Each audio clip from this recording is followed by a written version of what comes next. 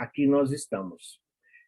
Essa doutrina consoladora e confortadora que todos nós abraçamos. A doutrina espírita, que para nós tem esse fundamento de religião, filosofia e ciência, e que, assim como tudo neste planeta Terra, tem uma série de controvérsias. Então, o que é verdade? O que é mentira? O que é fato? O que é realidade? O que é utopia? Na doutrina espírita, como em toda situação da nossa vida, nós devemos deixar de lado o achismo. Não existe achismo na vida. Ou como o Chico disse, nós não podemos ter um café mais ou menos, uma casa mais ou menos, amigos mais ou menos, porque senão nós vamos correr o risco de ter uma vida e de ser um espírito mais ou menos. Longe de querer falar da verdade. Porque como em todas as religiões, como em toda a família, como em todas as sociedades, como em todos onde temos mais de uma pessoa, é um espírito, uma pessoa encarnada, e os encarnados aí estão, Mateus nos diz que onde houver dois ou mais reunidos em seu nome, Jesus estará presente. Paulo de Tarso diz que nós estamos cercados por uma multidão de testemunhas.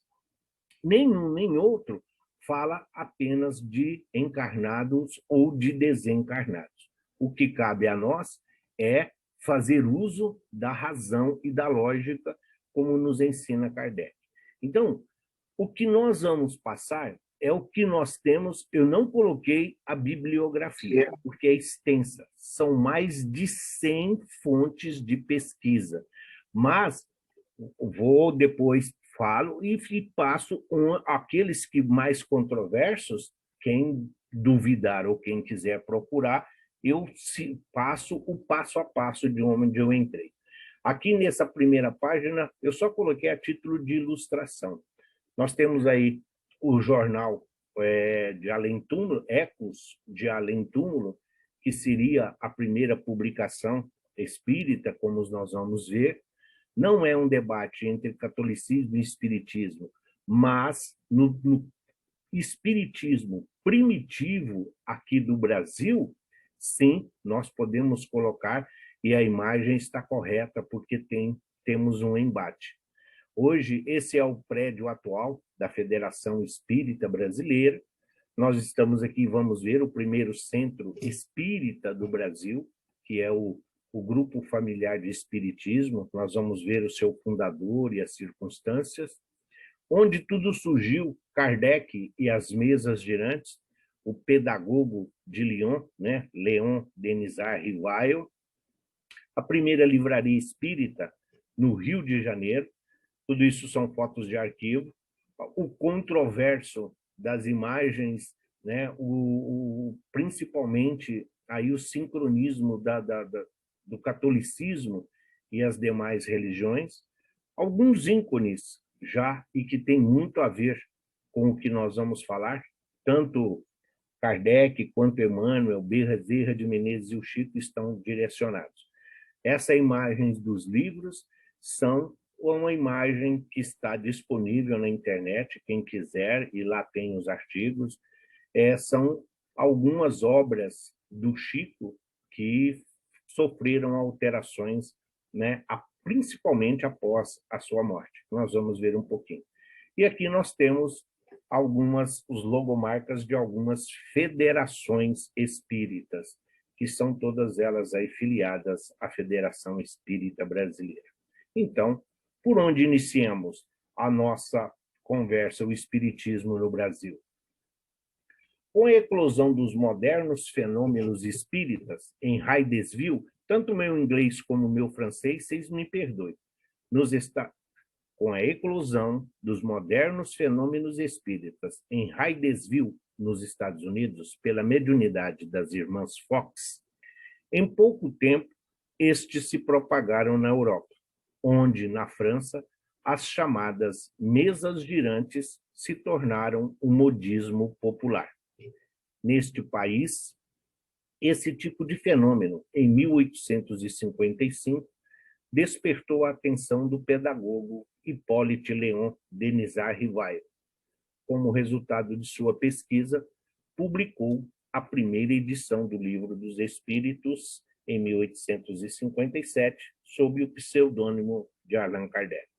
As Irmãs Fox nós já estudamos, do caixeiro viajante que foi assassinado, que foi emparedado, foi enterrado atrás da parede, o Rivail, né, o professor, o catedrático, o homem de ciência, que, conhecendo as mesas girantes, viu que ali tinha um fator inteligente, que ali tinha algo de inteligência, e não era simplesmente um acaso. No Brasil, as ideias que deram origem ao espiritismo remontam às primeiras experiências com o chamado fluido vital, magnetismo animal, mesmerismo, que vem de Mesmer. Mesmer é anterior a Kardec, e ele estudava. O Kardec usou muito os estudos de Mesmer para se aprofundar nesse magnetismo, principalmente o animal. Então, fluido vital, por parte aí do Mesmer, por parte dos praticantes da homeopatia, nomeadamente os médicos Benoît Jules Marie, natural de França, e João Vicente Martins de Portugal, que chegaram ao Brasil em 1840 e aplicavam em seus clientes.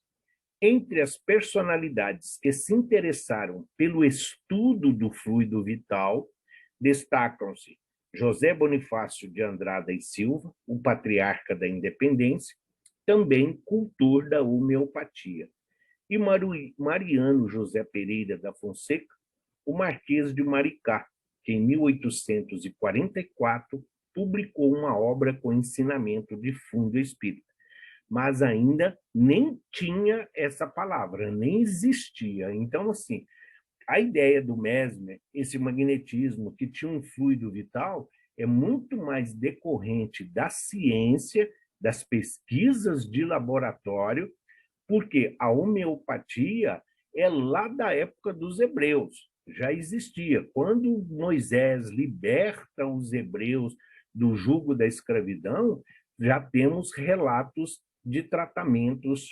homeopáticos. Então, o estudo aqui de fluido vital.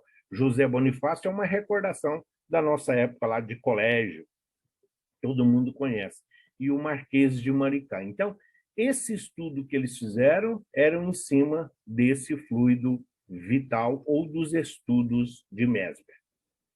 Afirma-se que a história do espiritismo no Brasil remonta ao ano de 1845, quando então, no distrito de Mata de São João, na então província da Bahia, teriam sido registradas as primeiras manifestações. De acordo com Divaldo Pereira Franco, o ano teria sido 1849, tendo sido se caracterizado por um confronto entre os elementos da Igreja Católica e espíritas, com a interveniência de força policial. O fenômeno das mesas girantes foi noticiado pela primeira vez no país pelo jornal cearense, O Cearense, em 1853. Então, o que nós tínhamos? O exorcismo sempre foi muito divulgado. A Igreja Católica, ainda hoje, em muitas regiões do interior, ainda ela pratica o exorcismo. Mas tínhamos essas manifestações. É preciso entender que muitos dos textos foram adaptados. Então, eles não falavam manifestações, falavam de pessoas em processo de loucura, dementes que estavam. Porque é preciso lembrar que, nessa época, os manicômios e os hospícios proliferavam pelo Brasil. E todo e qualquer distúrbio que os médicos não conseguiam definir, então, ali era o chamado demoníaco, era o chamado demônio, era o chamado a possessão. Tudo isso fundamentado na Bíblia, que, como nós estudamos, é a fonte de pesquisa para todos. Então, houve um confronto, porque nós já temos aqui a caridade, aqueles que querem entender que a criatura precisa de ajuda e aqueles que entendem que um demônio precisa ser expulsado de qualquer forma. E é assim, e era assim a forma como a Igreja Católica entendiam essas manifestações de demência. Não demorou muito para o espiritismo kardecista cruzar o Atlântico e desembarcar no Brasil. Por aqui, Kardec conquistou inúmeros aliados. Dois dos mais importantes são o educador francês Casimir Leighton, e que traduziu para a língua portuguesa em 1860, Os Tempos São Chegados, a primeira obra espírita impressa no Brasil. E o jornalista Teles de Menezes, que fundou em Salvador o primeiro centro espírita do Brasil, o Grupo Familiar do Espiritismo, em 17 de setembro de 1865. Exatamente, né? Aí, se nós olharmos 57, que foi o livro ali, então nós temos praticamente 8 anos. E o primeiro periódico espírita do país, que é o Eco de Além Túmulo, em 8 de março de 1869. Então, o Casimir, por exemplo, é um estudioso, é um pesquisador francês.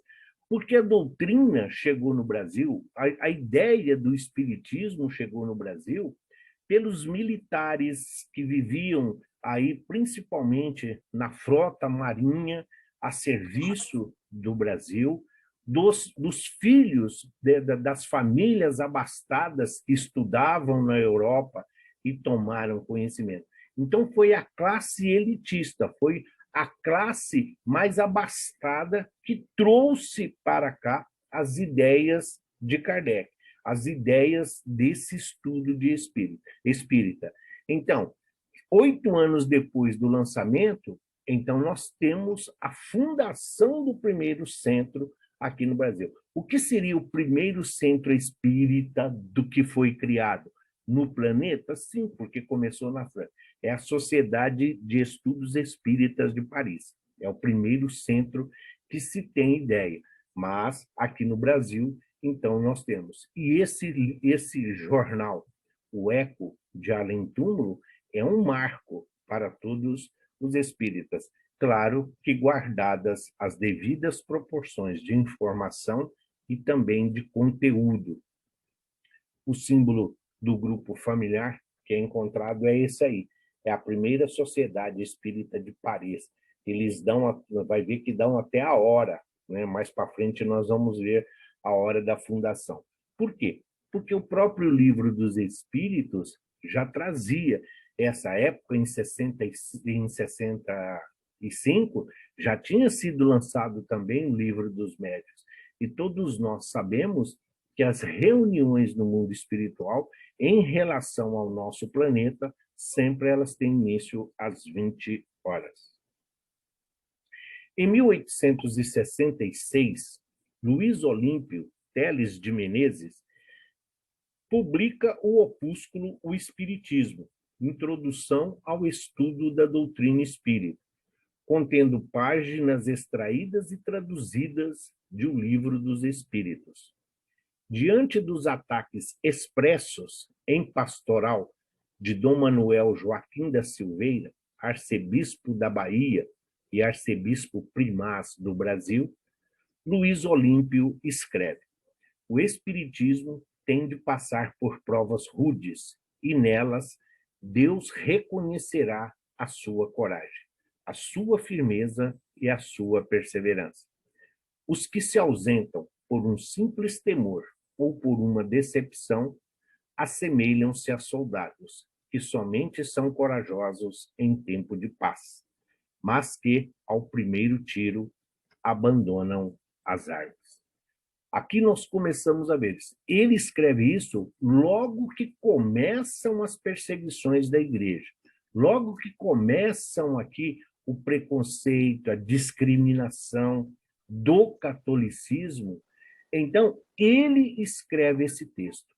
Para nós espíritas, se nós observarmos o que está escrito, eu não tenho conhecimento de quem era o Luiz Olímpio como pessoa, como homem, como pai, como marido. Tudo. Nós estamos falando aqui do Luiz Olímpio, o homem da história, o Luiz Olímpio histórico. Mas a mensagem que ele escreve está claramente inspirada pelos benfeitores e vai exatamente de acordo com o que o Espírito de Verdade fala a Kardec, com que São Luís e Santo Agostinho sempre fala. O Consolador prometido, mas da perseguição que todos iriam sofrer. Então, aqui ele já está colocando, passando por essas primeiras perseguições, por esses primeiros tormentos, ele já escreve, já vislumbrando um amanhã em relação às demais religiões aqui do nosso país. O primeiro jornal espírita do Brasil é esse, o Eco de Além Túmulo, que foi publicado em julho de 1869, em Salvador, com o esforço de Luiz Olímpio Teles de Menezes. Contava com 56 páginas e chegou a circular até no exterior, Londres, Madrid, Nova York e Paris. Aparecem referências ao Eco de Além Túmulo na Revista Espírita, na edição de outubro de 1869. Tem coisas que nós não colocamos aqui, até porque senão ficaríamos aqui até amanhã de manhã falando. Mas, assim, como houve, então, quando ele lança o Eco de Além Túmulo, então isso chega ao conhecimento de Kardec. E só que quem fez a tradução do Eco de Além Túmulo era uma criatura que ele só se apegou à parte da letra, à parte técnica, à parte da ciência. Então, ele traduziu para o francês de uma forma que levantou, que não só suscitou dúvidas, mas que trouxe, sim, uma revolta, principalmente do Luiz Olímpio, porque ele deturpou o que ali estava escrito. Tudo aquilo que estava relacionado ao espiritismo, ele colocou de outra forma, atendendo às necessidades do arcebispo da época e que ali estava, então, ao seu serviço. O primeiro centro espírita do Rio de Janeiro, ou seja, o segundo no Brasil, é a Sociedade de Estudos Espiríticos, o Grupo Confúcio, fundado em 2 de agosto de 1873. Faziam parte dele elementos da alta sociedade da corte, então, o Rio de Janeiro era a capital do Império, entre eles Joaquim Carlos Travassos e Bittencourt Sampaio. O grupo se extinguiu 6 anos depois, em 1879. O Joaquim Carlos Travassos, nós já ouvimos, já tivemos algumas referências dele quando falamos de Kardec, porque ele é daqueles que também traduziram o Livro dos Espíritos.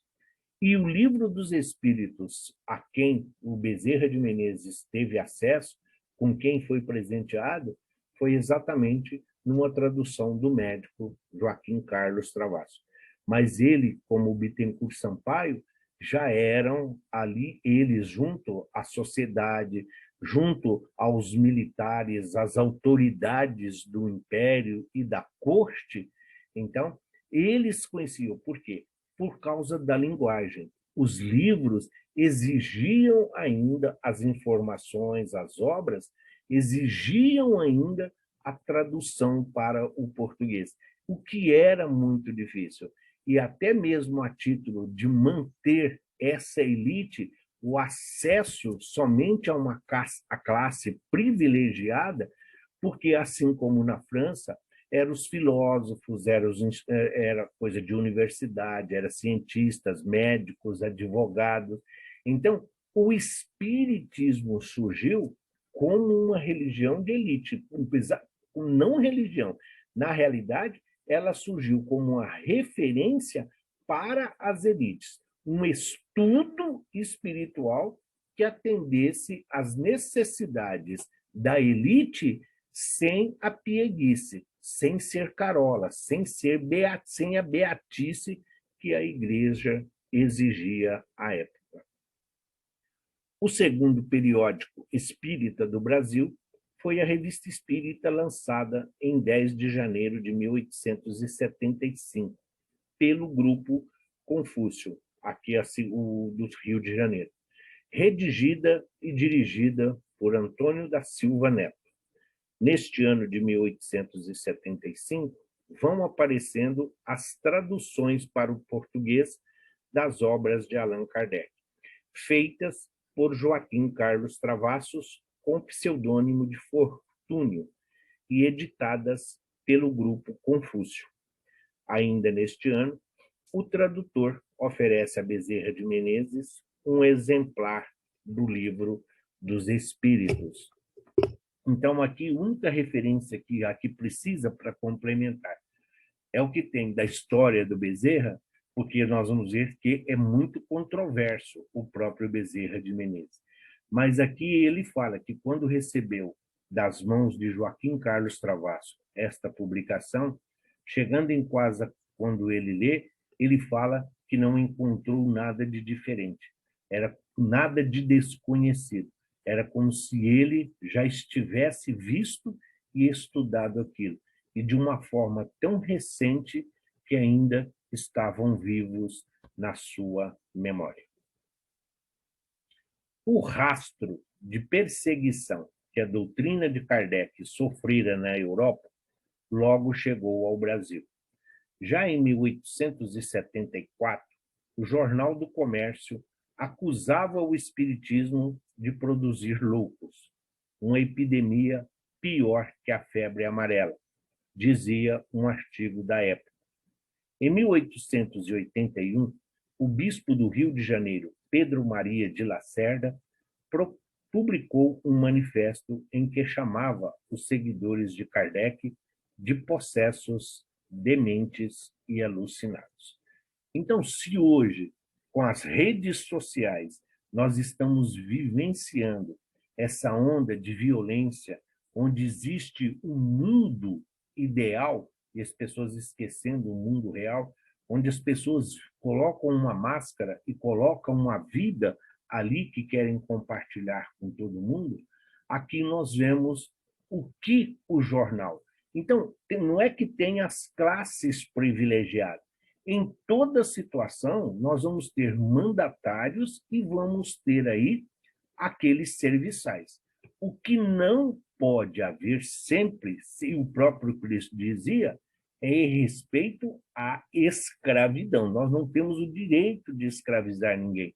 Nós não temos o direito de sonegar a informação e o conhecimento. A quem muito foi dado, muito será cobrado, sim. Mas quando ele fala de uma epidemia pior que a febre amarela, muitos eu tenho certeza que já associou nos dias de hoje em que nós estamos vivendo.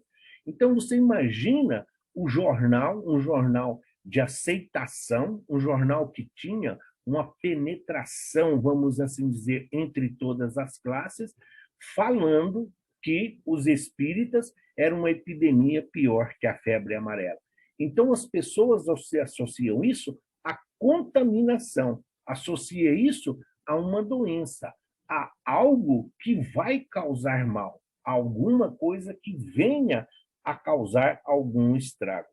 E o bispo ainda vai mais longe, porque o bispo simplesmente disse que os seguidores de Kardec, ou os chamados espíritas, são todos possessos, dementes e alucinados.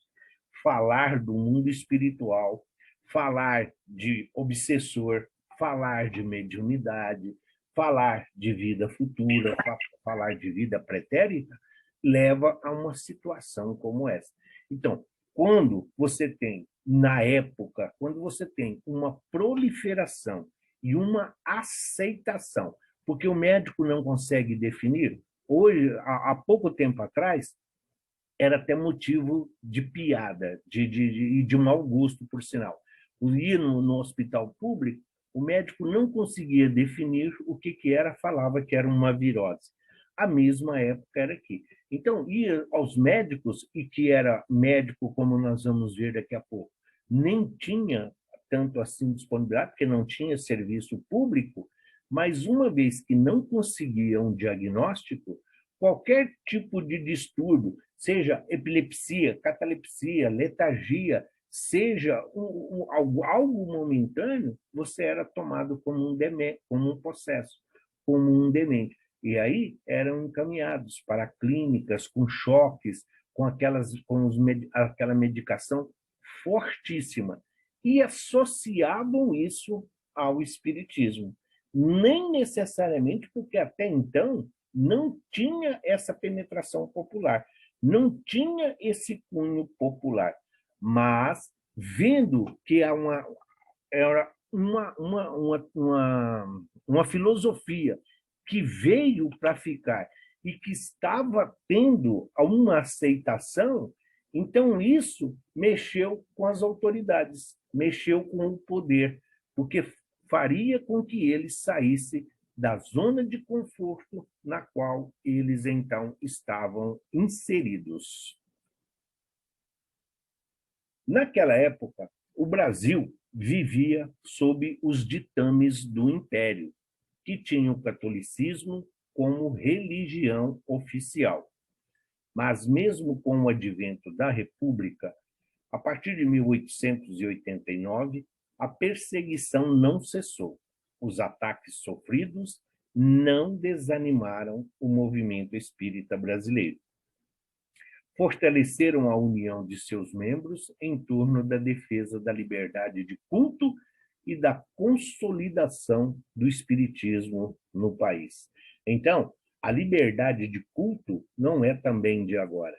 Aí depois as pessoas falam assim: ah, mas isto é cultural. Uma série de situações, desde a violência doméstica, desde a violência aí contra crianças, a falta, né, da responsabilidade, saúde, segurança e educação, que são deveres do Estado. Isso é cultural, mas olha a quanto nós nos remontamos a isso. 1889. Só que muito, assim como foi com o próprio cristianismo, os espíritas perseguidos, os espíritas que estavam sendo todos eles discriminados, não só com ofensas, maioria das vezes com agressões físicas, com dilapidação do seu patrimônio, com agressões, invasões das residências, invasões das reuniões, sem nenhum fundamento, sem nenhum argumento legal, e simplesmente dissolviam essas reuniões.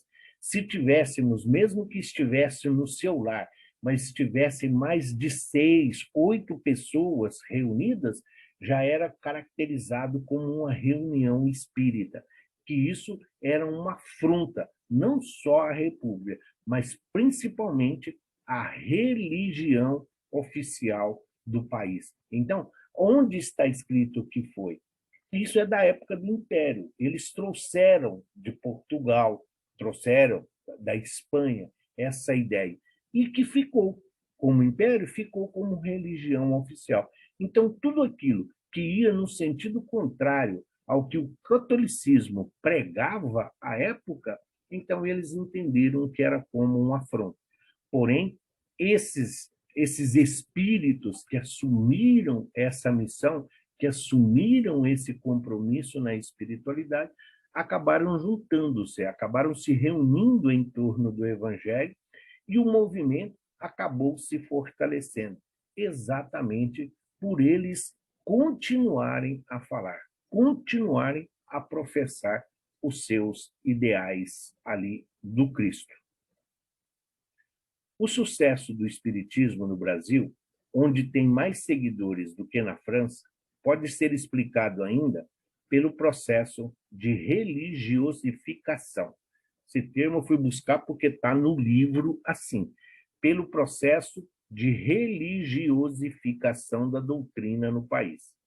Se na terra de Kardec o espiritismo tinha o caráter majoritariamente científico ou filosófico, no Brasil ganhou status de religião. Ao reforçar o caráter religioso do espiritismo, seus primeiros adeptos, oriundos de grupos socialmente privilegiados, como médicos, políticos e advogados, viram nisso uma forma de legitimar a sua existência em solo brasileiro e escapar do Código Penal de 1890, que estabelecia punições como multa e detenção para quem praticasse o espiritismo.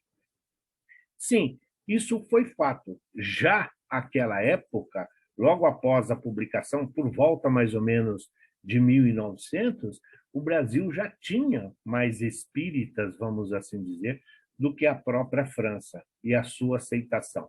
Porque na França, por ser ali ter reencarnado filósofos, pintores, artistas e grandes espíritos, vamos assim dizer, evoluídos no sentido de fazer avançar o planeta, então eles deram esse tônus de filosofia, de ciência, um caráter mais de lógica, mais de razão, mais cerebral. Mas aqui no Brasil, as criaturas, os médicos, os políticos, advogados que tinham acesso à viagem, que tinham acesso à Europa, principalmente porque ali Paris, Roma e Londres eram os pontos convergentes, então o que eles fizeram?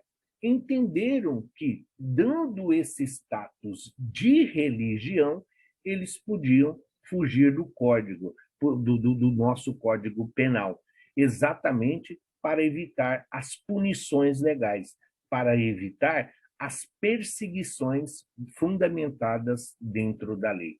Então, olha como a coisa começa. Nós saímos de uma elite, nós saímos da classe mais privilegiada, principalmente os profissionais liberais. Só que eles usam já aí o espiritismo como uma ferramenta. Eles usam como uma situação para fugir aí então da cadeia, para fugir das penas a que estavam sujeitos devido à fragilidade da nossa justiça. Para se ter uma ideia da dimensão das contendas entre a Igreja Católica e o kardecismo, podemos citar dois acontecimentos marcantes. O primeiro deles é a carta que foi enviada ao arcebispo da Bahia, o Dom Manuel Joaquim da Silveira, por Manuel da Silva Pereira, um ex-major do Exército.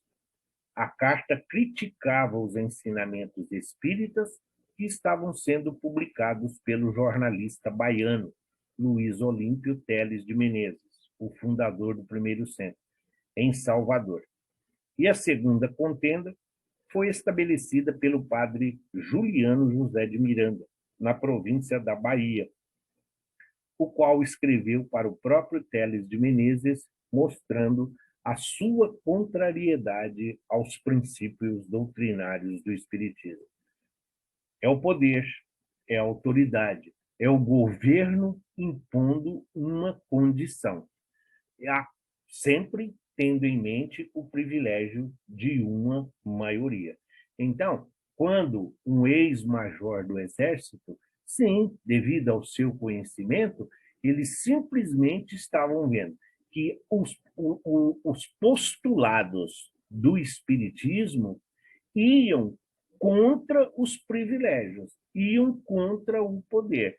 É o que mais se aproximava do Evangelho de Jesus. E isso não era interessante. Por quê? Nós estávamos passando por um período de turbulência política, nós estávamos vivendo uma situação ainda de uma implantação de governo.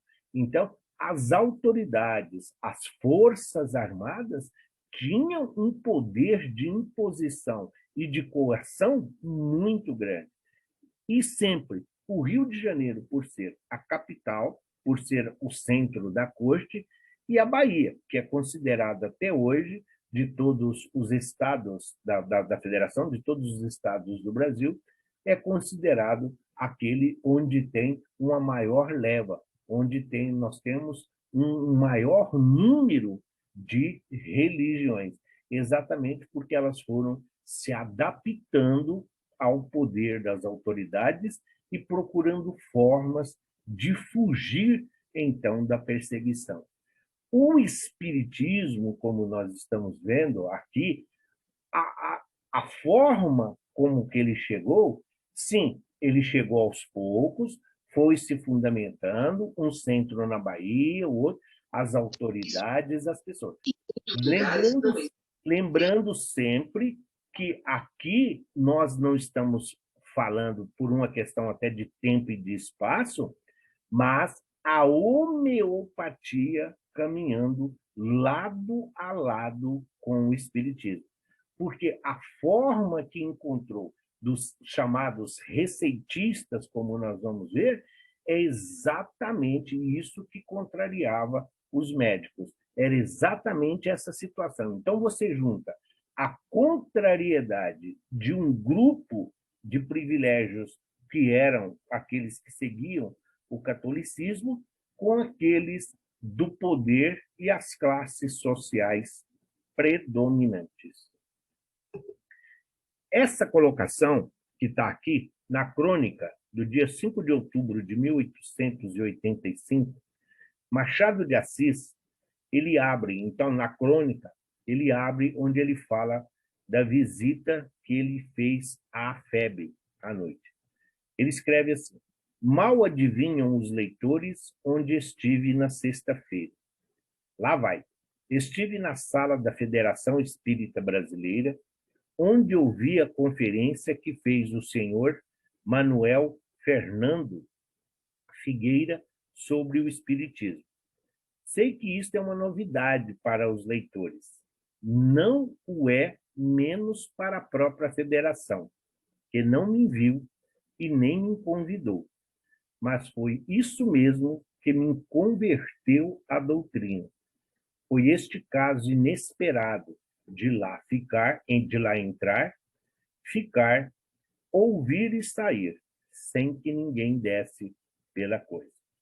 Então, entre todo esse rebuliço, em todas essas contendas, em todos esses debates, muitas vezes exacerbados, Machado de Assis, que já era conhecido, então ele vai fazer essa visita à federação. Mas ele foi como cidadão comum, vamos assim. Ele chegou, entrou, assistiu a palestra e veio. E depois ele falou. Ninguém o conheceu. Por quê? As pessoas que estavam ali estavam muito mais preocupadas consigo mesmo do que com qualquer coisa que fosse. O que menos importava ali eram a quantidade das pessoas. Aquela época havia uma discussão muito grande, havia uma disputa de poder e de preferência muito grande. Então, quando ele fala na crônica que ele entrou, que ninguém viu, ninguém convidou, e ele se sentiu uma pessoa comum, mas ouvindo os postulados do Manuel Fernando Figueira aí, então que estava lá, que também era, assim como era o Bittencourt Sampaio, como era o Carlos Travassos, ele fala, ele ficou, ouviu, absorveu, mas ele fala que de imediato ele se sentiu tocado pelo o que ele ouviu, pelo que passava, pelo que estava sendo ali transmitido, a maneira de interpretar esses ensinamentos, o que falavam do mundo espiritual e a sua relação direta com a vida que todos hoje nós aqui estávamos. Mas ele vai um pouquinho mais adiante, onde ele vai falar, inclusive, que agora ele entendia o que estava acontecendo, porque ele falava, as perseguições agora já ficam um pouco esclarecidas. Da mesma forma, o espiritismo é perseguido aqui no Brasil, da mesma forma que Jesus o foi à sua época. Então, não deixa de ser um grande vulto, não deixa de ser uma bandeira que está sendo hasteada, defendendo, então, os princípios do Espiritismo. A expansão do Espiritismo no Brasil entre as classes populares teve como característica fundamental a prática da caridade. A época centrada no atendimento médico, o receitismo homeopático, prática que decorre da convergência entre as ideias de Kardec e de Hahnemann, criador do método homeopático. Os conceitos, por exemplo, de princípio espiritual e de força vital, difundidos por Hahnemann, iam ao encontro à concepção espírita de que o ser humano possui dois corpos, o corpo material e o corpo espiritual, sendo o perispírito um organismo fluídico que une o corpo ao espírito. Devido, então, a esta aproximação entre as duas doutrinas, a homeopatia foi adotada como prática corrente nos tratamentos de saúde. Então, quando você tem um estudo, quando você tem um cientista, quando você tem um homem de ciência, quando você tem um catedrático, quando você tem alguém que é uma referência aí de pesquisa, isso ganha um outro status. Então, Hahnemann, olhando ali e analisando as obras de Kardec, porque ele fazia uso, todo aquele que trabalha com homeopatia vai usar os estudos de Mesmer. O próprio Kardec assim fez. Então, a homeopatia passou a andar de mãos dadas com a doutrina espírita. Mas não é, nesse caso aqui, simplesmente para fugir da perseguição legal, da perseguição do código, da multa, da detenção. Aqui é porque eles associavam, mesmo ainda sem todo o conhecimento, de que simplesmente pelo livro dos Espíritos. Você tem uma força vital, você tem um fluido vital que se faz necessário, mas você tem um corpo espiritual. E que para haver um equilíbrio harmônico entre esses dois corpos, os dois precisam de alimentos distintos. Ao corpo, o que é do corpo, ou à terra, o que é da terra. Ao espírito, o que é do espírito, ou o alimento, o conhecimento, a informação, as virtudes que todos nós devemos buscar. Então, quando a homeopatia passa a caminhar lado a lado com o espiritismo, aí, então, começa uma outra fase de perseguição do espiritismo, porque a classe médica, a classe da ciência vão, então, entrar em ação, influenciado, mais uma vez, pelo catolicismo. Então, tudo isso é motivo, mesmo que o objetivo seja nobre, mesmo que o objetivo seja ajudar, você tem sempre uma mente, nós vamos ter sempre aí alguém que nos acompanha. Sim, os espíritos de luz avançam, os espíritos de luz estão sempre em aprendizado, sim, mas as trevas também caminham lado a lado, em todas as situações. Esse serviço prestado por médiuns receitistas teve, à época, uma grande demanda, o que ocorria em virtude das crenças populares arraigadas por várias gerações, mas principalmente devido à inexistência de atuação do Estado na prestação de serviços de saúde às populações carentes. No Rio de Janeiro, por exemplo, não havia, pelo menos até metade do século XIX, atendimento médico hospitalar público, cabendo, assim, às organizações beneficentes privadas, como a Santa Casa de Misericórdia, a prestação desses serviços, mas não se conseguia atender completamente às necessidades da população. Então, os receitistas homeopáticos, então, passaram a ofertar. Claro, nós sabemos, não é só quando nós lemos a Bíblia e falamos os apóstolos, os discípulos, Moisés, João Batista, que todos eram médiuns. Sim, aqui fica bem claro, os médiuns receitistas. Então, é preciso lembrar que também o Eurípides Barçanufo também receitava. A própria Anália Franco fez muito uso dessas receitas no sentido de ajudar as criaturas. Só para citar 2 exemplos. Então, você junta uma necessidade da população a uma implantação onde você fala de Deus, de Jesus, uma religião onde você está fugindo. Essa situação, você, de uma forma, você está auxiliando o Estado. Você está auxiliando os órgãos públicos, os poderes competentes que deviam zelar por essa população. Uma vez que eles não têm essa busca, uma vez que eles não têm esse amparo, que eles não têm esse socorro e essa ajuda, então os médiuns receitistas, nas casas espíritas, nas suas casas, porque naquela época, como ainda havia perseguição, as casas passaram a ser uma referência, todos eles, então, aí, mediunicamente, receitavam. E o resultado sempre era muito vantajoso. O resultado, o retorno que isso trazia, era muito consolador. E, ao mesmo tempo, isso fazia uma propaganda, isso fazia um bem ao espiritismo nascente, porque ajudava na sua divulgação. Como solução, muitos recorriam aos trabalhos dos curandeiros e receitistas. Estes últimos, em especial, apresentavam como vantagem o fato de não cobrarem pelos serviços, prática que se deve à orientação moral da doutrina espírita.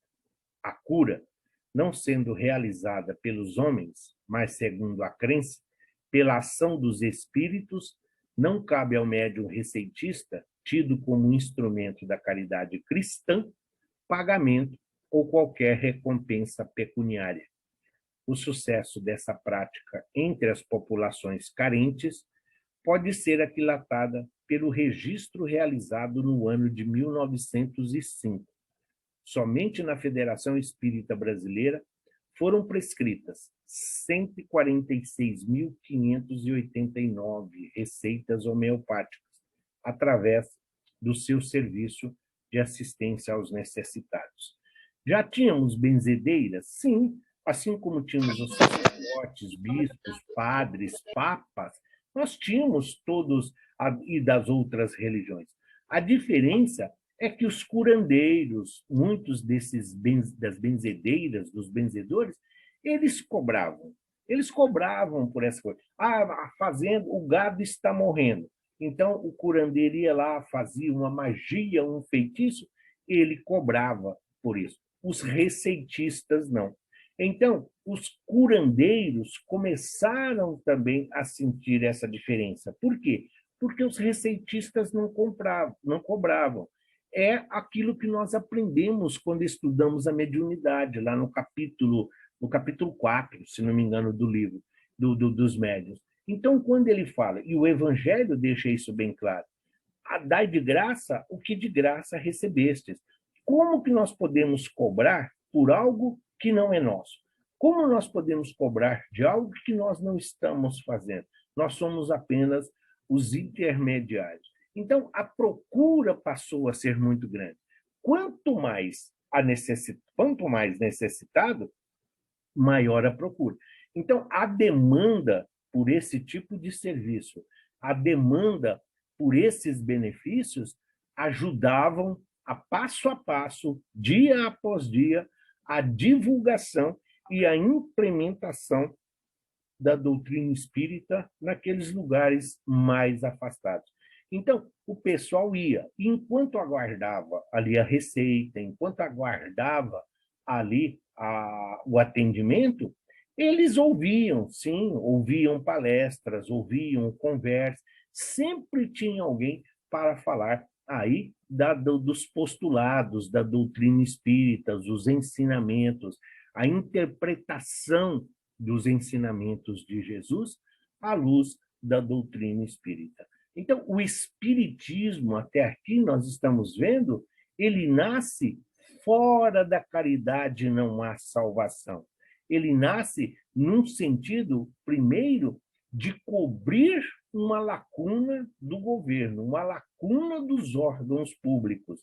E, ao mesmo tempo, já começa aqui um trabalho social, um trabalho de atendimento aos menos favorecidos, aos excluídos, àqueles que não tinham acesso, então, ao básico para a sua manutenção, para a sua vivência. O fato é que a crescente difusão dos médiuns receitistas e dos curandeiros chamou a atenção do clero católico e dos médicos, estes preocupados em manter o monopólio da prática medicinal e aqueles atentos às expansões de crenças alheias à da religião católica. Sim, você vai perdendo terreno. Quanto mais uma doutrina vai tendo aceitação, quanto mais adeptos ela vai tendo, eles estão vindo de uma outra, estão vindo de uma outra denominação religiosa, não necessariamente ateus ou pagãos e gentios, como está na Bíblia. Então, essas criaturas vindo a caridade, a consolação que encontravam junto aos médiuns receitistas, então isso despertou um ciúme, isso despertou o medo aí de cair a sua faixa, né, de lucros, a sua vida, a sua posição social, isso incomodava. Como é que eles podiam trabalhar de graça? Como que o médico ia justificar o valor de uma consulta quando ele poderia fazer isso perfeitamente, receber de graça a medicação lá na casa espírita, na federação, aqui no caso era a federação, que estava no Rio de Janeiro, como foi na Bahia. Então, essa implementação, só que deixavam bem claro, os receitistas sempre deixou bem claro, que sim, não era todos os casos. Por isso que muitas vezes havia controvérsia. Por quê? Você fazer um tratamento, para receitar um tratamento homeopático para determinadas situações, é louvável. Sabemos que tem a disciplina, sabemos que tem a instrução, tem uma série de coisas que precisa. Mas tem outros casos, como nós sabemos, deformidades, síndromes e tudo mais, isso nem sempre o resultado vem através de uma desobsessão, vem através de uma receita homeopática ou de um tratamento desta forma diferenciado do que eles estavam habituados.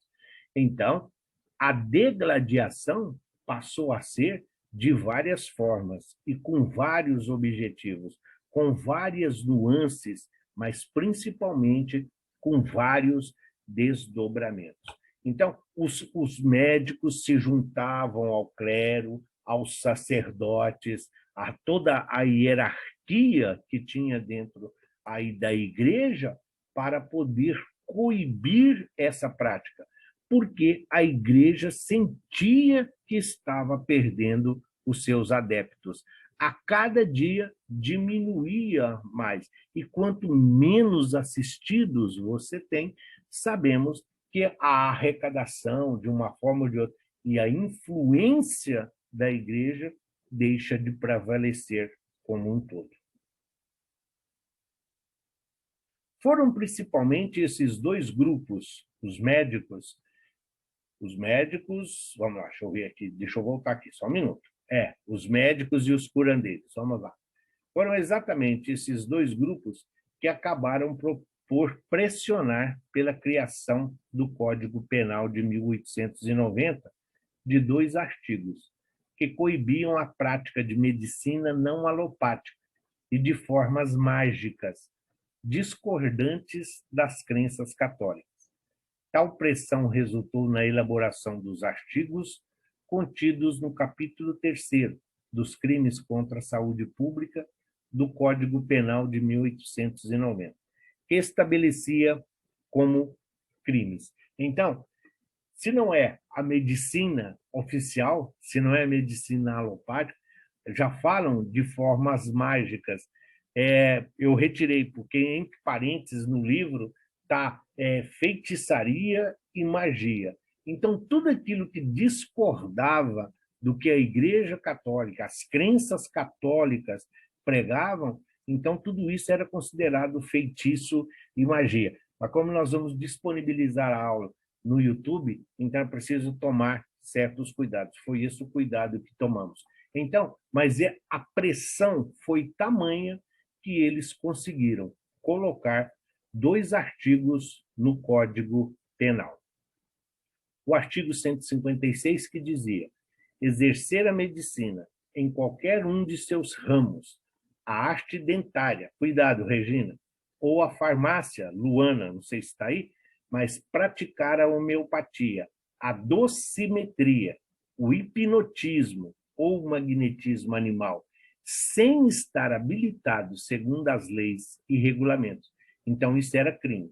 Então, qualquer um, seja dentista, como é que fala? Odonto, né? A farmácia, seja a homeopatia, desiometria, que são as doenças cognitivas, né? Hoje poderia colocar aí síndrome, o Alzheimer, por exemplo, o hipnotismo, o magnetismo animal, tudo isso configurava crime, né? E isso a peso de lei. Então, agora já não era mais a Igreja Católica. Então, agora já era o Estado. Agora você já tinha uma força legal para proibir. O outro artigo, 157, dizia: praticar o espiritismo, a magia e os seus sortilégios, usar de talismãs e cartomancias para despertar sentimentos de ódio ou amor, inculcar curas de moléstias curáveis ou incuráveis, enfim, para fascinar e subjugar a credulidade pública. Muitos influenciados pelas mesas girantes, que acabaram se tornando um espetáculo, onde as pessoas iam, se reuniam aí nos salões e nas praças de Paris, nesse sentido de espetáculo que era movido.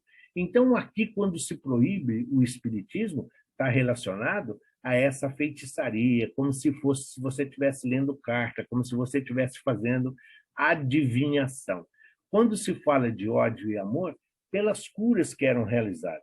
Nós sabemos que muitas vezes um obsessor, uma sintonia ou uma sugestão espiritual, só o fato do obsidiado, da criatura adentrar um meio, adentrar a uma casa espírita, nós sabemos que ali já tem uma ajuda, já tem um auxílio, você tem um processo de cura.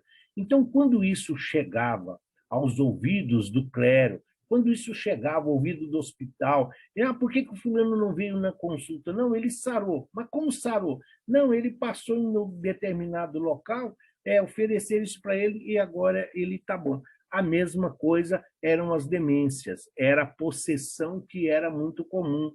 Os dementes, os lunáticos, uma vez que você recolhe essas criaturas que estão em desatino, essas criaturas que estão em desequilíbrio, você permite um melhor caminhar do encarnado. Então, eles entendiam isso como se fosse algo extraordinário, que fugia à razão e à lógica. Por isso, tinham que ser condenados. E mais, o artigo 158.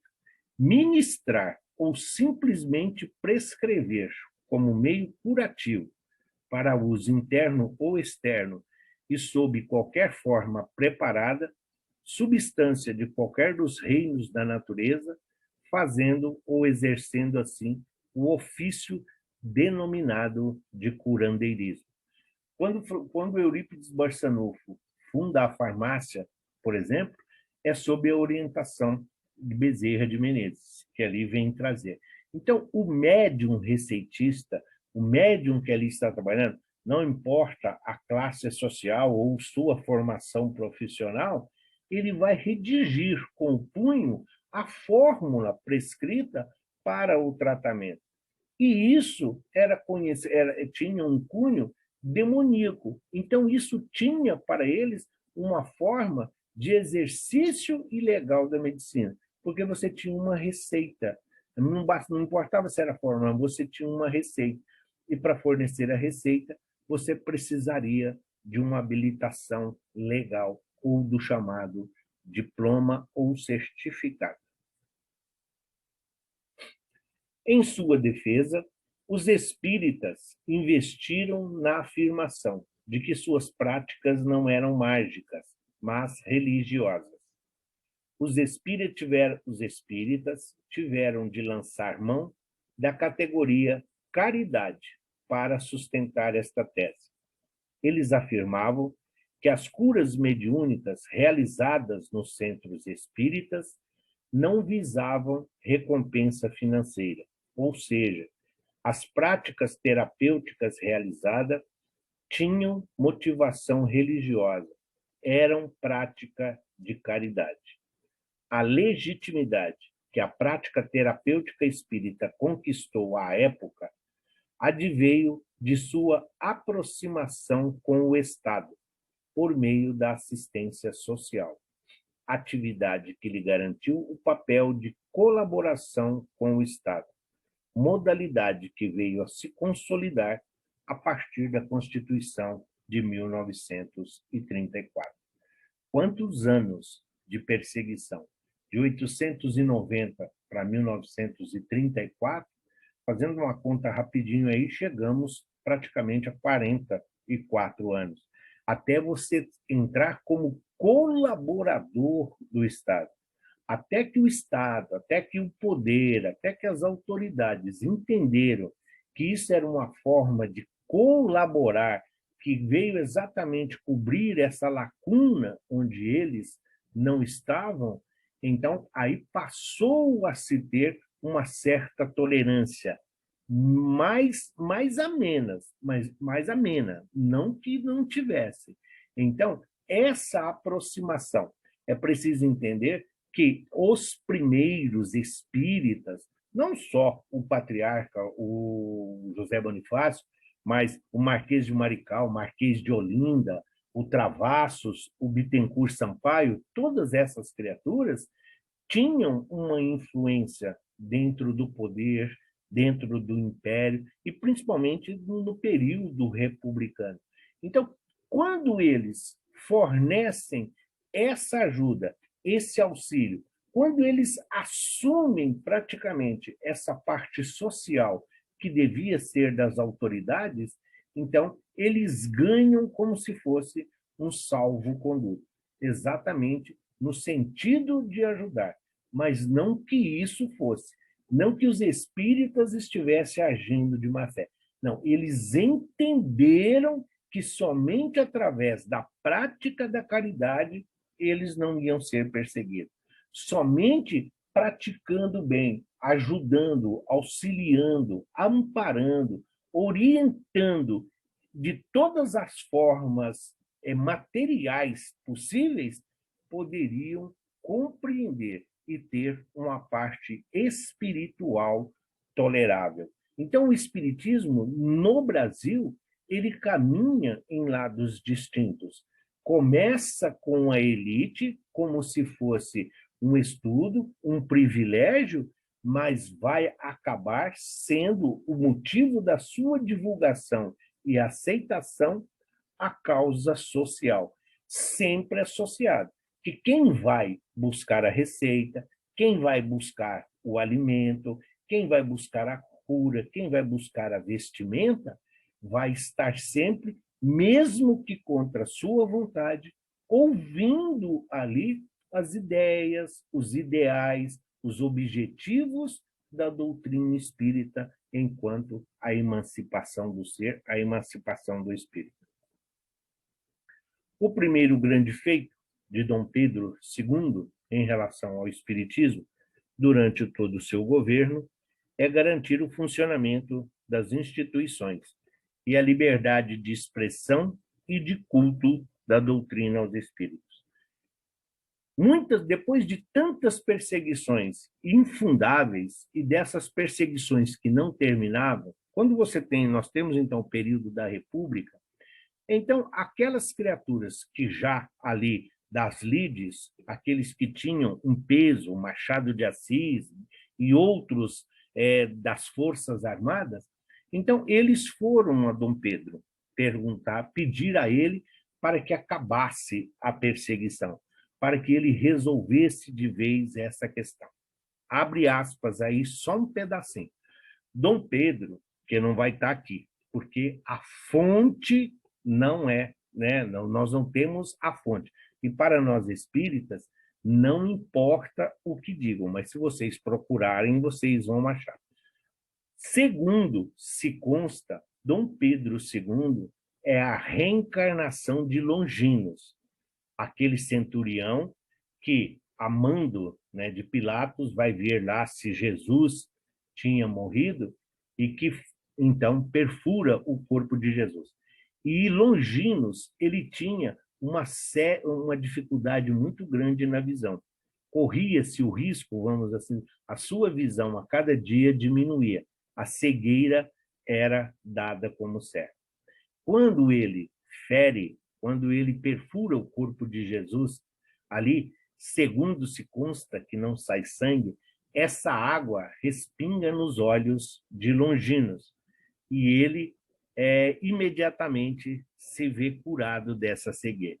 Então, esse centurião, segundo o relato, é a reencarnação aí de Dom Pedro II. Por isso, essa atividade, por isso, essa simpatia que Dom Pedro II tinha pelos postulados e pelos ensinamentos da doutrina.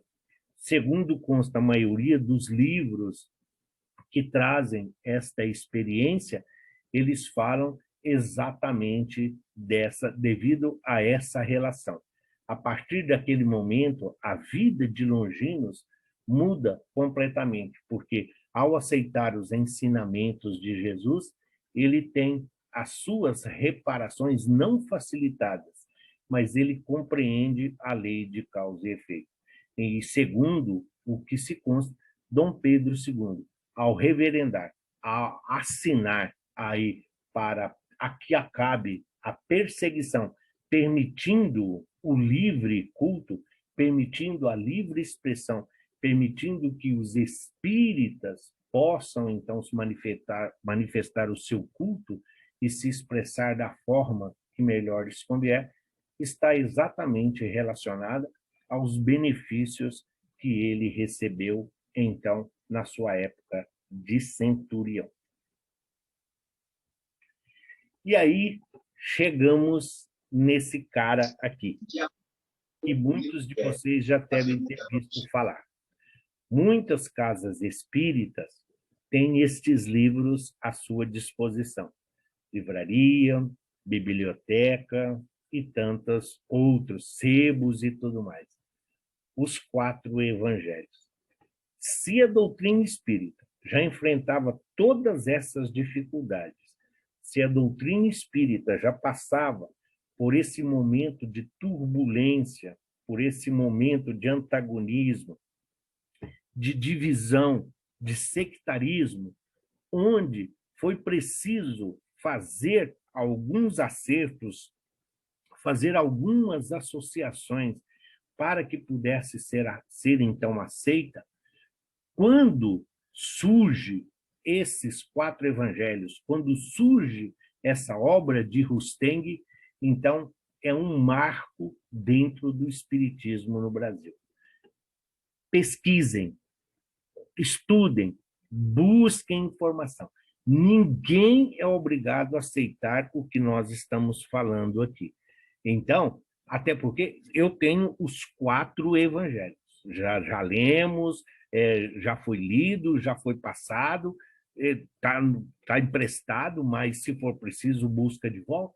Mas nós vamos ver o que isso causou dentro do espiritismo nascente, dentro do espiritismo que estava sendo implantado. O espiritismo que acabava de receber aí então as orientações, as causas dessa divisão está exatamente nesse rapazinho aí. Bezerra de Menezes, que em 1889 era o então presidente da Federação Espírita Brasileira. E aí ele transferiu para o Grupo Ismael, o Grupo Confúcio lá, ele transferiu para as suas dependências, o qual ele se constituiu na célula espiritual da Casa Máter do Espiritismo, como é conhecida nos dias atuais.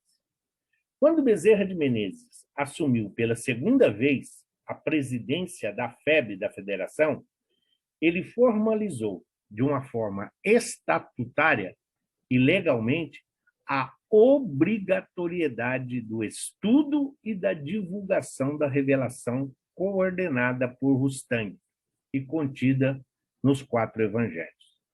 A partir de 1920, com a tradução de Guilhom Ribeiro, então presidente da Federação, a obra passou a ter 4 volumes, com apostilas à margem de cada página acrescentadas pelo tradutor, a fim de facilitar a localização dos assuntos.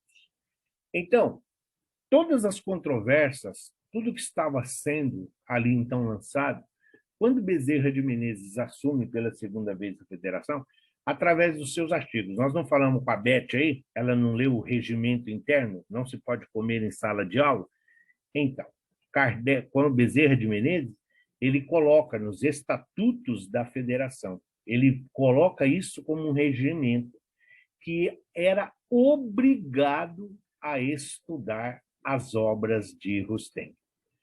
Quando você obriga, por si só, você já sabe que isso não tem uma aceitação geral, que isso não é uma coisa de maioria. Quando você sente a necessidade de obrigar, por forma de lei, alguém a fazer alguma coisa, é porque tem algo de pessoal, de interesses escusos, mordomias ou privilégios dentro dessa situação. Então, qual é a razão? Os 4 evangelhos, o Espiritismo cristão ou a Revelação da Revelação, é uma obra psicografada por uma médium belga, Émilie Collignon, que, conforme os originais franceses, é de autoria dos espíritos dos 4 evangelistas, Mateus, Marcos, Lucas e João, assistido pelos próprios apóstolos e por Moisés, tendo sido coordenada pelo jurisconsulto francês Jean-Baptiste Rustang. Ela foi publicada originalmente em Paris, em 1866. Livro dos Espíritos, 1857. Aqui, 9 anos depois, então surge o Espiritismo cristão, os 4 evangelhos. Em 3 volumes, sob o título de 4 evangelhos, Espiritismo cristão ou Revelação da Revelação, pela editora Imprimière Lavortejon. O primeiro tomo original tinha 494 páginas, o segundo tinha 703 e o terceiro tinha 654. Depois, com a tradução do Guilhom Ribeiro, então ele fez ali uma compilação e dividiu em 4. O que se fala? Rustang teve acesso ao Livro dos Espíritos. E aí ele ficou tão encantado com o que ele viu que ele procurou Kardec e queria que Kardec falasse da Bíblia, queria que Kardec falasse de Jesus, falasse de Deus. E Kardec falou para ele que não era ainda o momento, que ainda estava em fase de pesquisa, ainda estava em fase, tinha coisas ainda para vir, que era preciso aguardar o momento oportuno. E ele perturbou Kardec por uns bons anos. Quando ele viu que Kardec não ia mesmo fazer, então, como era uma pessoa de posses e tudo mais, então ele vendeu todos os seus bens, os bens da família, e investiu tudo nesse sentido. Encontrou essa médium belga aí, e que, através dela, Então, os evangelistas, assessorados por Moisés, então, lhe ditaram esta obra. Se nós, que estudamos Kardec, sabemos de todo o cuidado que Kardec tem com nomes, o próprio Espírito de Verdade, Jesus, tem esse cuidado do pseudônimo para preservar Kardec. Ninguém sabe o nome do cura de Arnes, ninguém sabe o nome da Caritas que está lá. Por quê? Porque nós sabemos que isso não é importante, o nome não é importante. Então, a forma como os 4 evangelhos ou a revelação da revelação é apresentada já aparece de uma forma presunçosa. Os 4 evangelhos abordam aspectos sobre a utilização e o envolvimento do magnetismo humano, do humano e espiritual por Jesus e os apóstolos em diversos episódios, principalmente no tratamento de enfermidades. A obra explica, segundo os autores espirituais que assinaram os originais franceses, explica os 10 mandamentos de Moisés, de todos os eventos e parábolas oriundos da pregação do Cristo.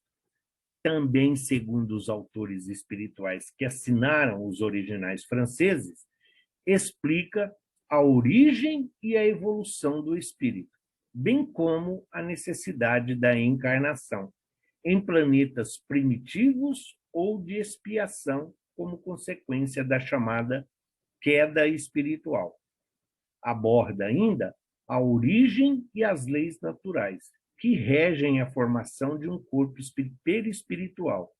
No caso específico de Jesus e de todos os atributos desse corpo, chamado fluídico no nosso planeta.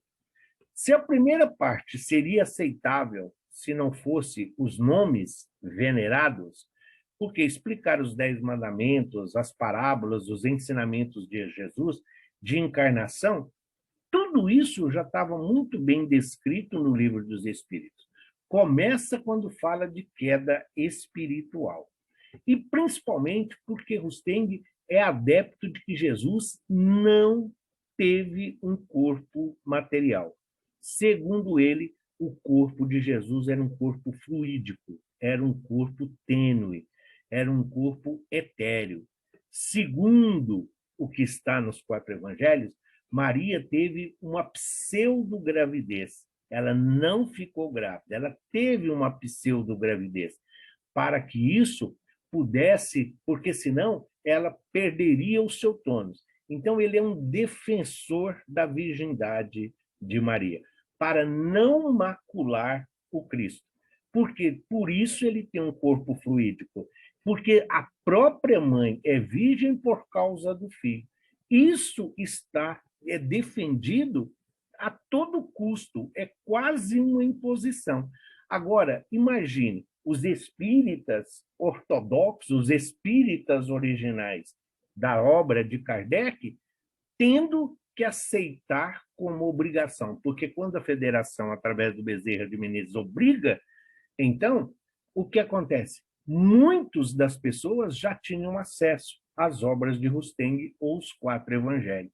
Então, começa a entrar em conflito quem é adepto de Kardec e quem é adepto de Rusteng. Por quê? Porque tem a ver com o que a Igreja Católica fala. Esse corpo fluídico de Jesus, a virgindade de Maria, e principalmente essa queda espiritual, essa queda, o inferno, é muito acentuado. Então, como a maioria do país ainda era oriundo do catolicismo, tem uma fácil aceitação dentro do próprio meio espírita. Aqui está só, esse aqui foi só mesmo para ilustrar a imagem do que é para vocês saberem que existe um original. Tem alguns, tem a federação, tem, mas tem, né, quem procurar, vamos assim dizer, entre colecionadores, mas principalmente órgãos públicos, não consegui saber se museu tem, mas tem essa tradução do original. Se os livros de Rostand tivessem ficado restritos somente à França, eles logo teriam desaparecido. Mas acontece que eles vieram para o Brasil e, por meio de uma série de acontecimentos históricos ligados ao nascimento histórico do movimento espírita no Brasil, tornaram-se o próprio espírito do sistema. Tudo começou na gênese, na criação da Federação Espírita Brasileira, quando os primeiros grupos espíritas estavam se formando no país, alguns deles já possuíam as obras de Rostand. Então, se está acontecendo, está se formalizando, está se instituindo, está formando a sociedade, e aí você já tem as obras e você tem a obrigatoriedade, uma vez que você é filiado à federação, então você tem essa obrigatoriedade. Então aí começa o sectarismo e a divisão.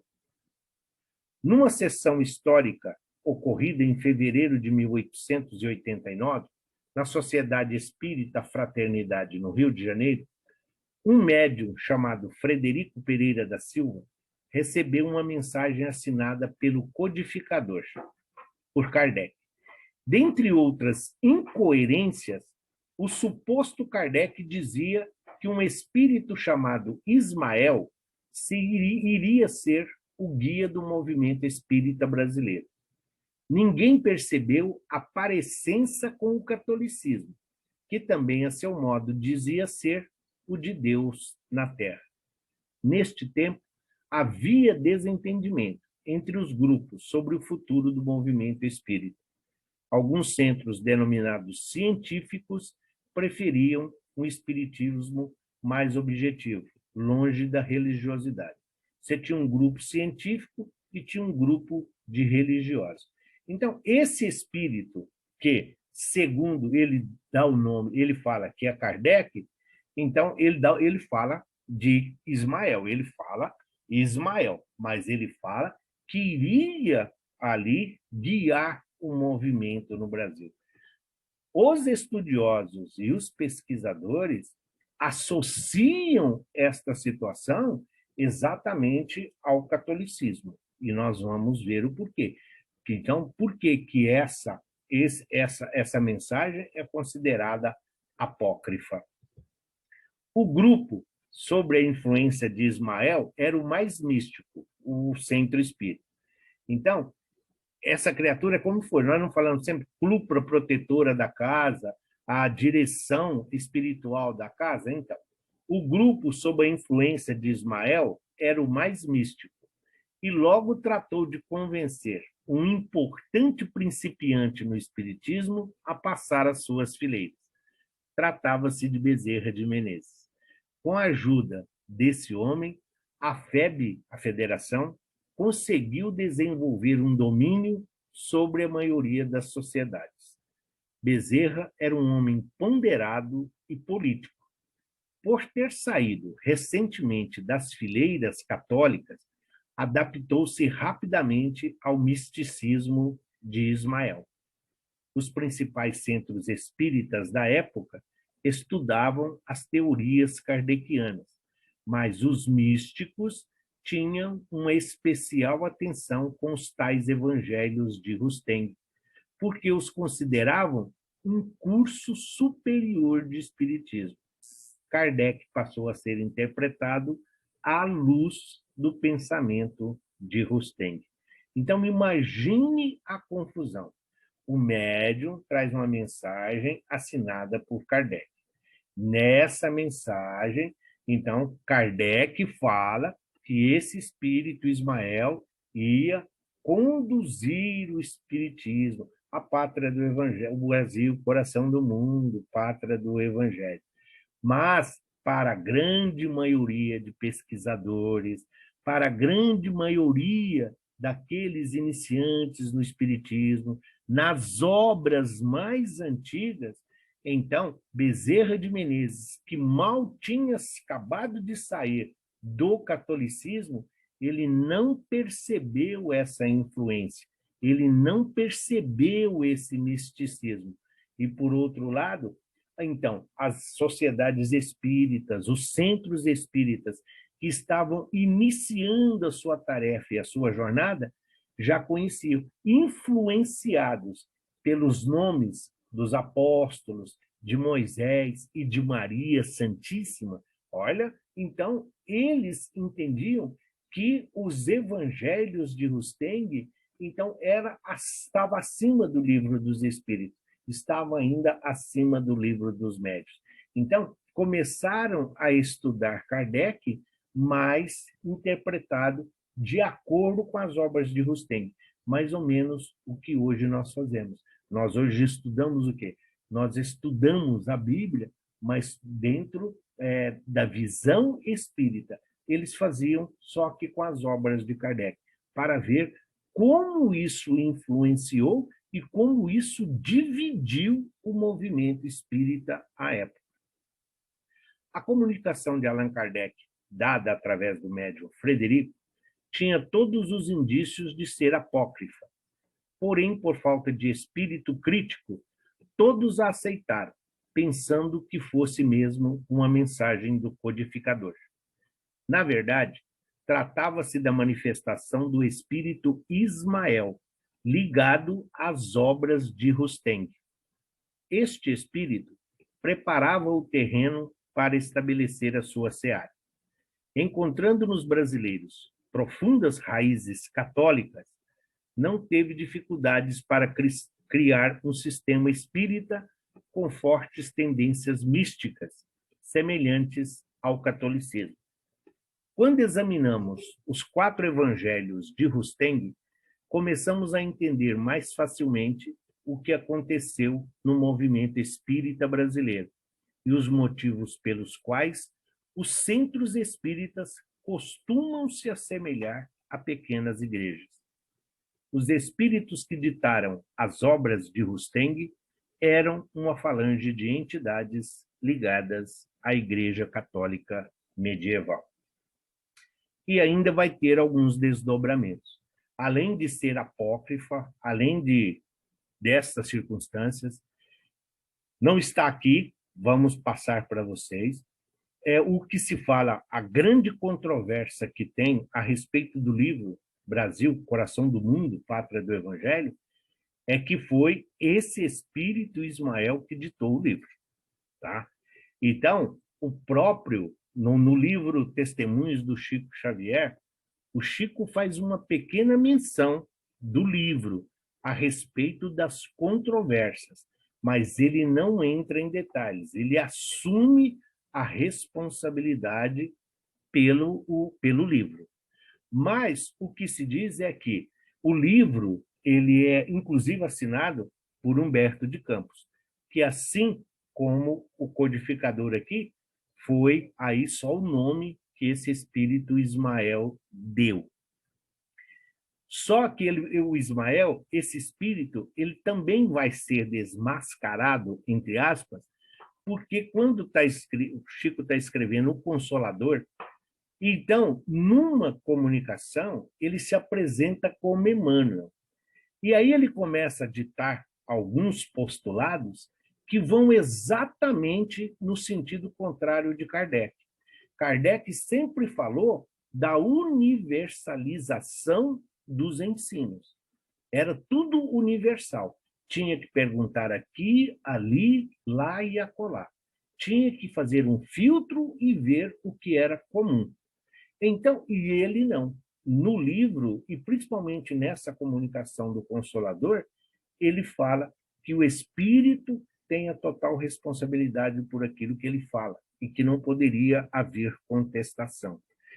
E o ponto final que fica a respeito da obra é que, quando nós lemos, por exemplo, Lázaro Redivivo, que é um livro assinado por Humberto de Campos, também psicografia do Chico, então, quando nós lemos o Lázaro Redivivo e lemos o Pátria, o Brasil, Coração do Mundo, não tem nada a ver a linguagem e a forma descritiva do espírito. O Lázaro Redivivo, do Humberto de Campos, é de conteúdo, tem muita informação e está perfeitamente alinhado às obras de Kardec, à Bíblia e aos ensinamentos de Jesus. O que foge muito o coração do mundo. Tem muito igrejismo, tem muita coisa do catolicismo, tem muita coisa de religião ali. Então, a contestação das obras do Rusteng também nesse ponto. Por isso, como diz aqui, por isso que está colocado lá. Os centros, a maioria dos centros, se assemelham a pequenas igrejas. Tudo isso seguindo uma influenciação. E nós sabemos que em todas as circunstâncias, nós sabemos que pelo século XVI foi exatamente a época das grandes transformações, mutilações e alterações do Evangelho. E para um espiritismo nascente como no Brasil, era o campo ideal, era o campo fértil para a discórdia. Tá bom? E aí chegamos aqui. As letras estão um pouquinho menores para caber. De um lado, nós temos as obras, algumas obras do Chico.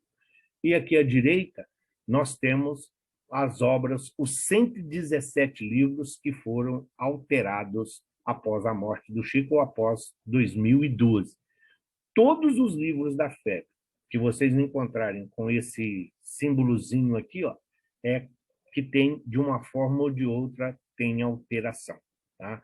Então, e isso é só procurar. Vocês vão achar uns sites bacanas.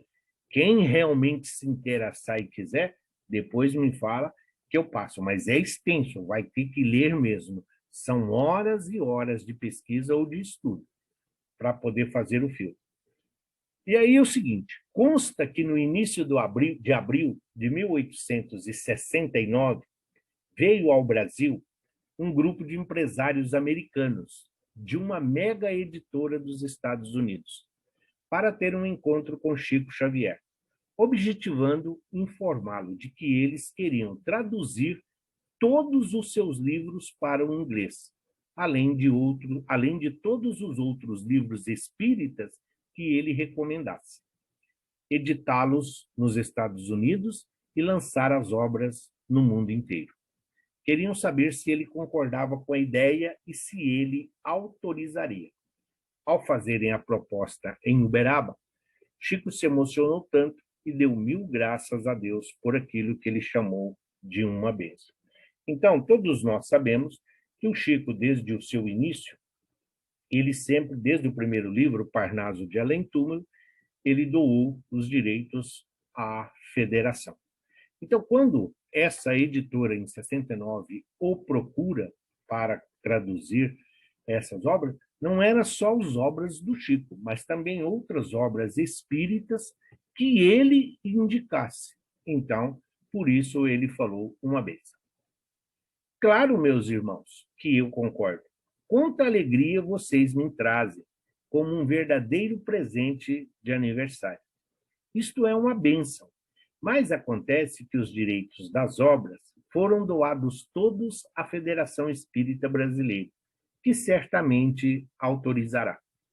Consta que o velho mineiro ficou tão feliz que os convidou para almoçar. Eles ficaram 3 dias em Uberaba, conheceram os trabalhos e um deles até recebeu uma mensagem psicografada em inglês de um parente desencarnado. De lá, os homens partiram para Belo Horizonte e, em seguida, para Brasília para um encontro com a direção da federação. A reunião aconteceu, a proposta foi feita e, então, a diretoria deu a resposta. Nós não autorizamos. O problema de tradução é muito sério. Vocês vão adulterar as obras e o prejuízo para o espiritismo vai ser muito grande. Lamentamos, mas não autorizamos. Aí começa. Tem aqueles que vão defender, tem aqueles que vão ser contrários. Por quê? Eles vão dizer, numa tradução, nós sabemos que pode mesmo se perder. Até porque, por exemplo, a palavra saudade nós sabemos que só existe no nosso idioma, assim como outras. Então, haveria muitas dificuldades mesmo.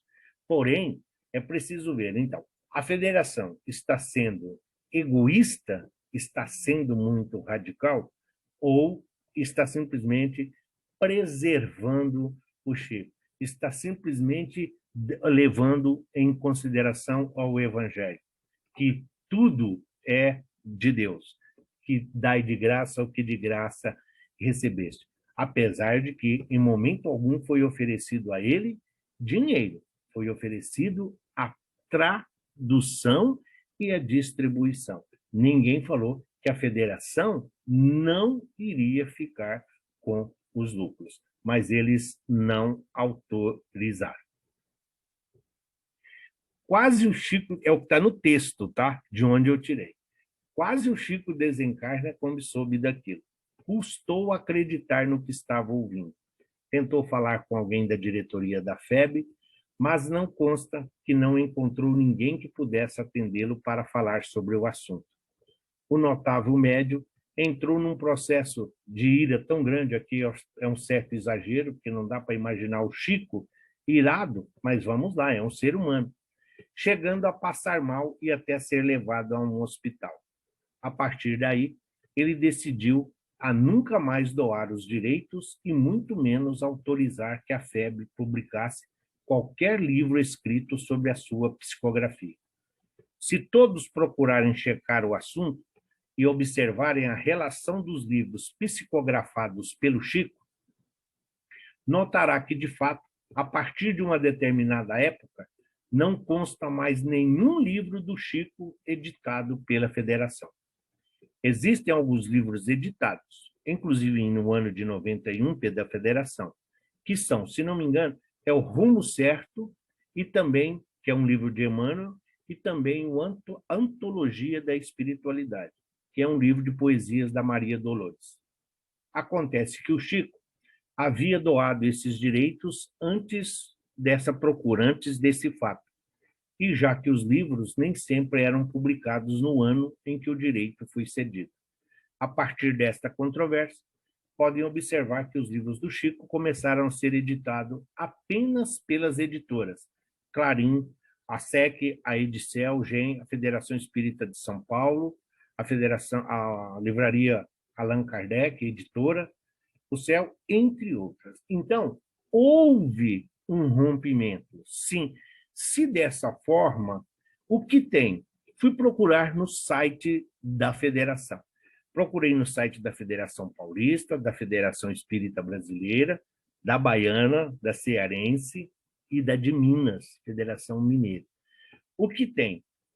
Todas as questões, todos aqueles que procuraram esta informação, ela existe. Isto aconteceu. Foi isso mesmo. Está, inclusive, lavrado em atas na federação. Só que ninguém tem autorização. Algumas pessoas, alguns jornalistas, Saulo Gomes, Marcel Souto Maior, o próprio Herculano Pires, algumas pessoas tiveram acesso, sabem, por isso temos o conhecimento, mas isso não é disponibilizado para um público. Mas os fatos nos dizem que sim. Tanto que, a partir de 71, não temos nenhuma obra. Então, tem sim esse rompimento do Chico com a Federação.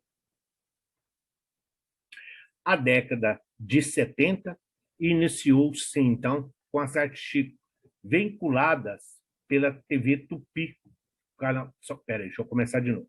A década de 70 iniciou-se com 2 entrevistas históricas a Chico Xavier, vinculadas pela extinta TV Tupi, o Canal 4 de São Paulo, no programa Pinga Fogo.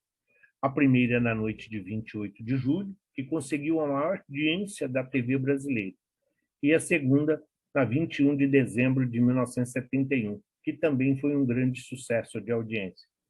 No Rio de Janeiro, foi fundada em 71 a Rádio Rio de Janeiro, a primeira emissora de rádio espírita do país. No início dos anos 70, houve também o começo do movimento Pedagogia Espírita, tendo o filósofo José Herculano Pires como pioneiro. Em 75, foi ao ar pela TV Tupi a primeira telenovela brasileira com a temática central espírita, A Viagem. Até aqui, nada que todos já não tenham de conhecimento. No plano editorial, a literatura espírita popularizou-se com os chamados romances espíritas, através de autores como a Vera Lúcia Marinzec e o ótimo livro Reconciliação, Violetas na Janela, que já não podemos falar a mesma coisa, e Zíbia Gasparetto, Vencendo o Passado. A popularidade alcançada por esses autores, bem como os lucros obtidos com as vendagens das obras, entretanto, despertou polêmica junto aos adeptos mais ortodoxos da doutrina espírita, sob o argumento de desinteresse pelos autores clássicos. Então, aqui houve, como há até hoje, aquelas discussões. Os romances, eles são muito água com açúcar, facilitam muitas das coisas. Eles não têm uma temática espírita, mas sim espiritualista. Então, aqueles espíritas mais radicais, eles entendem que Camille Flammarion, Leon Denis, o André Luiz e outros, eles deixam de ter divulgação exatamente pelas obras espiritualistas. E isso é combatido até hoje. Isso é motivo de verdadeiras brigas internas dentro do movimento espírita. Alguns querendo que sejam taxados com outros nomes, mais de autoajuda e de orientação espiritual, mas não como espírita os livros de romance. Há também aqueles que vão aos centros atrás de alívio para alguma aflição pontual. É o que chamamos na sociologia de religião de clientela, um tipo de religiosidade de serviço que não cria vínculos. Mesmo tendo crescido tanto, o espiritismo continua a ser uma confissão minoritária no país. Em número de adeptos, está atrás dos católicos, 64%, e dos evangélicos, 22%. São a maioria da minoria. A doutrina espírita não está preocupada em fazer seguidores ou converter ninguém. Está interessada apenas em fazer o bem e praticar a caridade. Essa clientela, essa religião de clientela, são aqueles assistidos pontuais, os que vão, fazem um tratamento e vão embora. Aqueles que vão, assistem uma palestra e vão embora. Então, por isso que não criam vínculos. São como a pessoa que vai no médico, pega a receita, tomou o remédio, ficou bom, então não tem a necessidade da volta. É isso que ele fala. Então, isso encontra muito. Por isso que nós encontramos sempre em palestras, principalmente públicas e em tratamentos, pessoas de várias denominações religiosas que não espíritas, mas que estão procurando o conforto e a cura. Os espíritas têm sua imagem fortemente associada à prática da caridade. Eles mantêm em todos os estados brasileiros asilos, orfanatos, escolas para as pessoas carentes, creches e outras instituições de assistência e promoção social. Allan Kardec, o codificador do espiritismo, é uma personalidade bastante conhecida e respeitada no Brasil. É o autor francês mais lido no país. Seus livros já venderam mais de 25 milhões de exemplares em todo o território nacional. Se forem contabilizados os demais livros espíritas, todos decorrentes das obras de Kardec, o mercado editorial brasileiro espírita ultrapassa 4.000 títulos. Isso aqui é de 2018, esse número, já editados, e mais de 100 milhões de exemplares vendidos. Os livros espíritas lideram o ranking dos mais vendidos nas principais livrarias do país. E aí está. Mentira ou verdade? O que nós lemos hoje. O que é mentira, o que é verdade? Uma das características do ser humano é a busca permanente pela verdade. É o desejo de comprovar a veracidade dos fatos e de distinguir o verdadeiro do falso, e que frequentemente nos coloca dúvidas nos que nos foi ensinado. A busca pela verdade surge logo na infância e, ao longo da vida, Estamos sempre questionando as verdades estabelecidas pela sociedade, e a filosofia tem na investigação da verdade o seu maior valor. Mentira ou verdade? A verdade absoluta, só Deus, Jesus, o mais perfeito dos espíritos. Mentira, todos nós temos condições de definir o que seria uma mentira, um engano ou uma emissão. Passam muito pouco lado a lado. Deus e Jesus Cristo, o Espírito Santo, são a mesma pessoa? Não importa se está nos 4 evangelhos, na Bíblia ou nas obras de Kardec. O importante é saber, Deus é o Criador, Jesus é o Filho, o Espírito somos todos nós. Existem 3 elementos no universo, Deus, Espírito e matéria. Tudo define daí. A importância do estudo está aí. Essa é a verdade que hoje nós temos como absorver. Mas se alguém falar para qualquer um de nós espíritas que Deus e Jesus e o Espírito Santo é a mesma coisa, nós vamos falar, não, isso é mentira. Você não está lendo a Bíblia. O próprio evangelista João diz, eu estou com o Pai, o Pai está comigo. Ninguém vai ao Pai se não for por mim. Então, existem várias referências para nós sabermos. Então, uma mentira que nos foi passada, hoje nós já não podemos aceitar. O estudo é sempre uma fonte de recurso e de mecanismos que nos facilitam. Ciência, a própria doutrina espírita nos explica. O mundo é o grande laboratório do espírito, onde nós não só buscamos o aperfeiçoamento através da reparação e da reconciliação com a lei divina. As obras de Kardec estão aí. Se nós lermos, se nós estudarmos as obras da codificação, nós podemos ler Violetas na Janela, os 4 evangelhos, podemos ler as obras do Ramatiz, que nem citamos, mas nós vamos verdadeiramente compreender o que é evangelho, o que é espiritismo e o que é espiritualismo. E aqui fechamos com essa colocação. O rio é um ser vivo? As pessoas, muitas vão dizer que não, outros vão dizer que sim. E aqui mostra, né, de um lado, a ciência, que deveria ser bem mais adiantada, exatamente pelos recursos que dispõe, dizendo que não.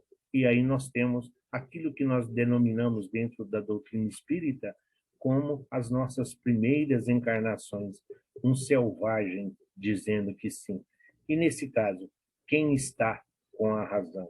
Então, nós não devemos nos preocupar em ter razão, mas em ter paz. Razão, em algum momento, qualquer um vai ter, mas a paz é nossa, é bem particular e é de nossa parte. Então, não nos preocupemos com reputação, preocupemos-nos com a nossa consciência. O movimento espírita, assim como foi o catolicismo, como é o evangélico, como teve a divisão, reforma contra reforma, Lutero, Calvino, como tem presbiteriano, como temos mormons, como nós temos umbanda, como nós temos candomblé, como nós temos o voodoo, como nós temos várias outras denominações, cabe a cada um de nós. Não temos o objetivo de falar que é a verdade. Nós não estamos aqui na busca, muito menos de fazer seguidores, mas nós estamos na busca do esclarecimento que nos tornam criaturas melhores. Que assim seja, graças a Deus e graças a Jesus.